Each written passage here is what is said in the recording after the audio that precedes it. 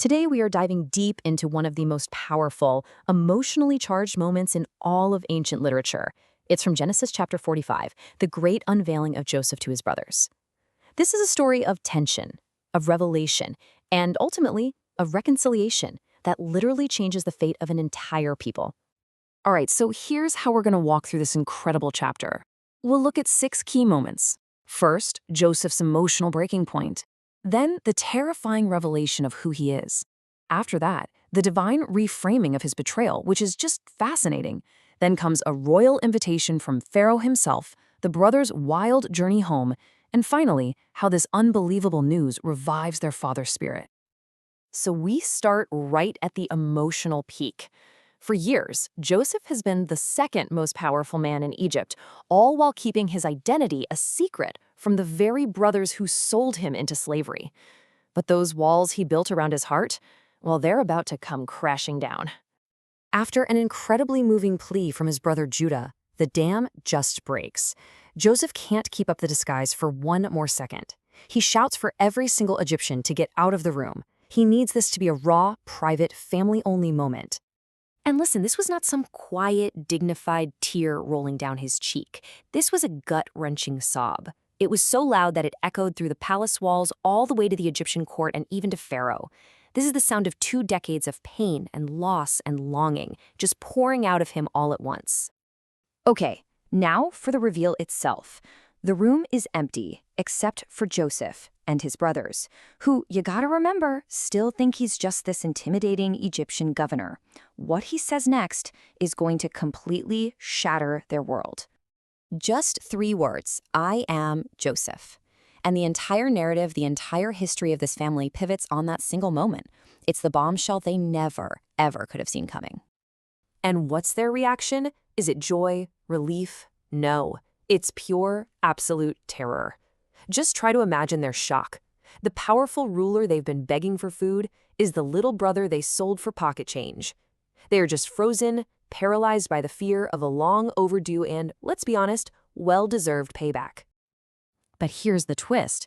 Joseph's first question isn't about revenge. He doesn't say, "Do you have any idea what you did to me?" No, his first thought is of his father Jacob.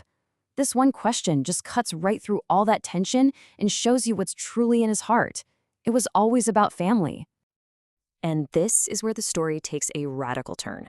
Instead of making them wallow in their guilt, Joseph does something absolutely extraordinary. He completely reframes their horrific act of betrayal as, believe it or not, part of a divine plan. This right here gets to the heart of it.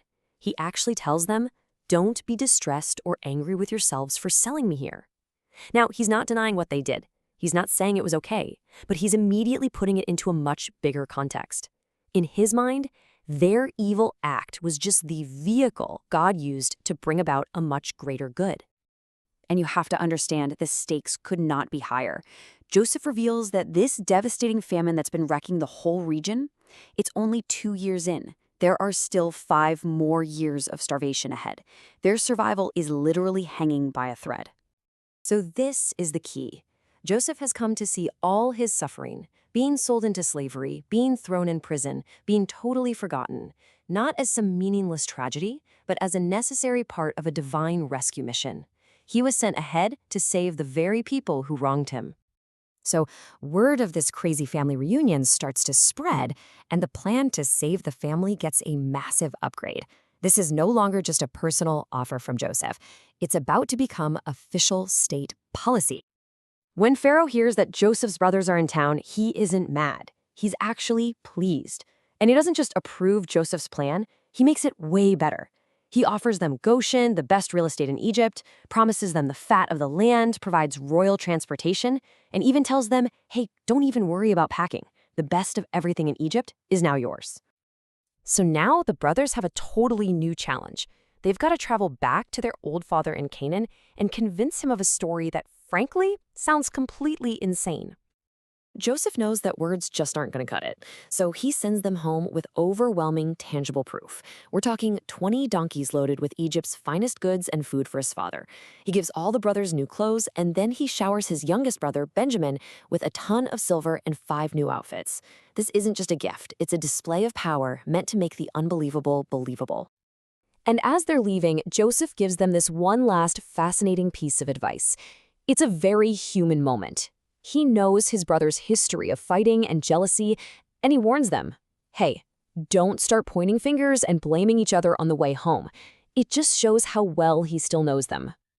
Now the story's final emotional climax shifts to Jacob.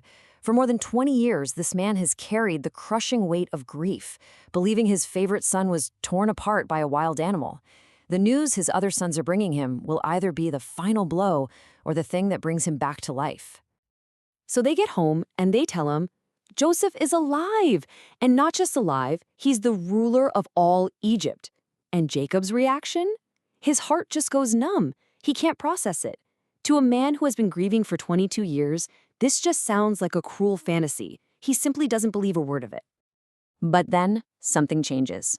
After his sons tell him everything Joseph said, Jacob looks up and he sees the evidence with his own eyes. A whole convoy of official Egyptian carts sent by Pharaoh.